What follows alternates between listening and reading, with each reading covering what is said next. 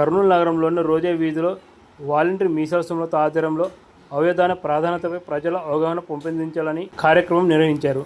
ఈ కార్యక్రమానికి మాజీ మంత్రి కేఈ ప్రభాకర్ పాల్గొని కరపత్రాలు విడుదల చేశారు.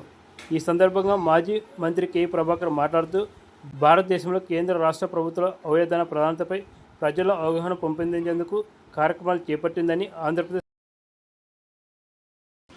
మనం మరణించిన తర్వాత కూడా మనం జీవించి ఉండాలనే కోరిక చాలామందికి ఉంటుంది. అటువంటిది కళ్ళు కానీ, కిడ్నీస్ కానీ, హార్ట్ కానీ, లివర్ కానీ ఏదైనా అన్ని అవయవాలు కూడా దానం చేసే ప్రక్రియని మళ్ళీ ప్రభుత్వం చేపట్టినందుకు ఆ ప్రభుత్వాన్ని అభినందిస్తున్నాను.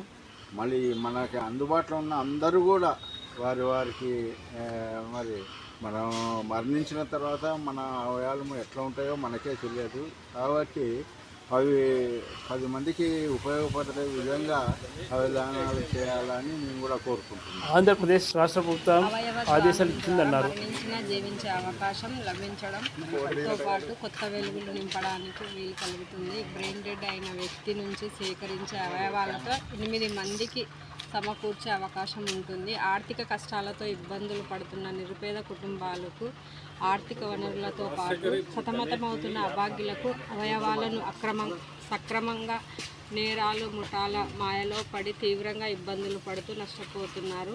కీలక అవయవాల కొరతను ఆసరాగా చేసుకొని దేశంలో అనేక చోట్ల అక్రమ దందా కొనసాగుతుంది. కేంద్ర రాష్ట్ర ప్రభుత్వాలు అవయవ అక్రమ దందాలను హీనమైన చర్యలు తీసుకుంటూ ఉక్కుపాదం మోపాలి.